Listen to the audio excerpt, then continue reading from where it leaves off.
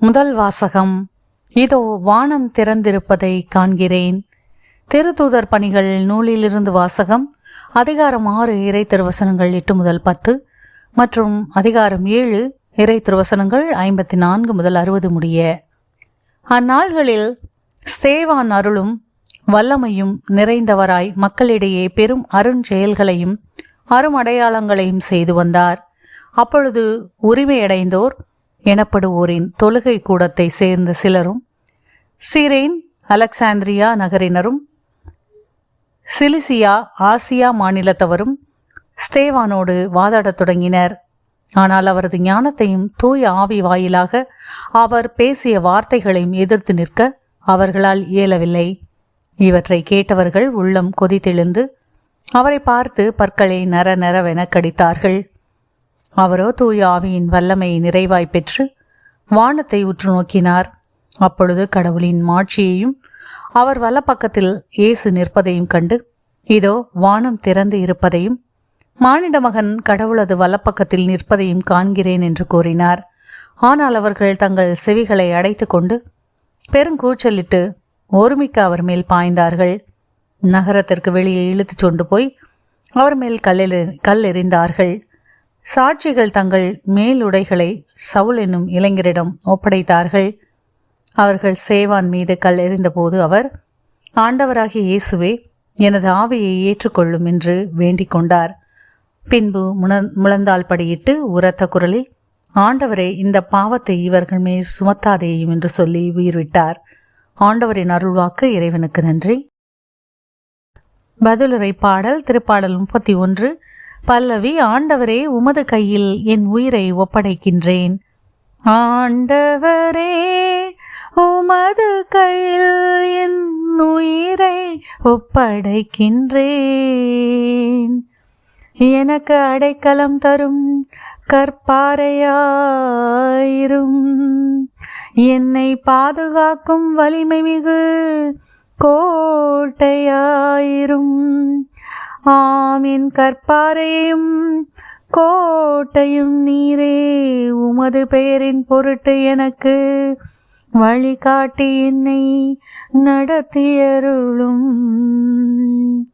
ஆண்டவரே, உமது கையில் என் உயிரை ஒப்படைக்கின்றேன்.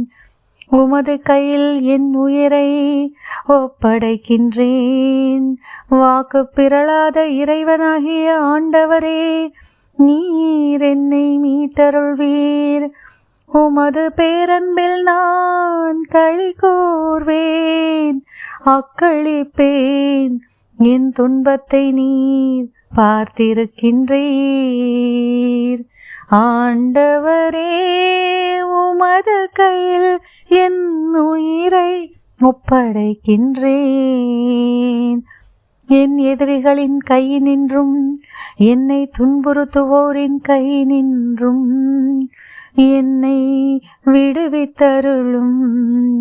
உமது முகத்தின் ஒளி அடியேன் மீது வீசும்படி செய்யும். உமது பேரன்பால் என்னை விடுவித்தருளும். ஆண்டவரே, உமது கையில் என் உயிரை ஒப்படைக்கின்றேன். நற்செய்தி வாசகம். ஆளுநர்களிடமும் அரசர்களிடமும் யூதர்கள் முன்னும் பிற இனத்தவர் முன்னும் சான்று பகர்வீர்கள். மத்தேயு எழுதிய தூய நற்செய்தியிலிருந்து வாசகம். அதிகாரம் 10 இறை திருவசனங்கள் 17 முதல் 22 முடிய. அக்காலத்தில் இயேசு தம் திரு தூதர்களுக்கு கூறியது, எச்சரிக்கையாக இருங்கள். ஏனெனில் மனிதர்கள் உங்களை யூத சங்கங்களிடம் ஒப்புவிப்பார்கள். தங்கள் தொழுகை கூடங்களில் உங்களை சாட்டையால் அடிப்பார்கள். என் பொருட்டு ஆளுநர்களிடமும் அரசர்களிடமும் உங்களை இழுத்துச் செல்வார்கள். இவ்வாறு யூதர்கள் முன்னும் பிற இனத்தவர் முன்னும் சான்று பகர்வீர்கள். இப்படி அவர்கள் உங்களை ஒப்புவிக்கும் பொழுது என்ன பேசுவது, எப்படி பேசுவது என நீங்கள் கவலைப்பட வேண்டாம். நீங்கள் என்ன பேச வேண்டும் என்பது அந்நேரத்தில் உங்களுக்கு அருளப்படும். ஏனெனில் பேசுபவர் நீங்கள் அல்ல, மாறாக உங்கள் தந்தையின் ஆவியாரே உங்கள் வழியாய் பேசுவார். சகோதர சகோதரிகள் தம்முடன் சகோதரர் சகோதரிகளையும் தந்தையர் பிள்ளைகளையும் கொல்வதற்கென ஒப்புவிப்பார்கள். பிள்ளைகள் பெற்றோருக்கு எதிராக எழுந்து அவர்களை கொல்வார்கள். என் பெயரின் பொருட்டு உங்களை எல்லாரும் வெறுப்பர். இறுதி வரை மன உறுதியுடன் இருப்போரே மீட்கப்படுவர். ஆண்டவரின் அருள்வாக்கு. கிறிஸ்துவே உமக்கு புகழ்.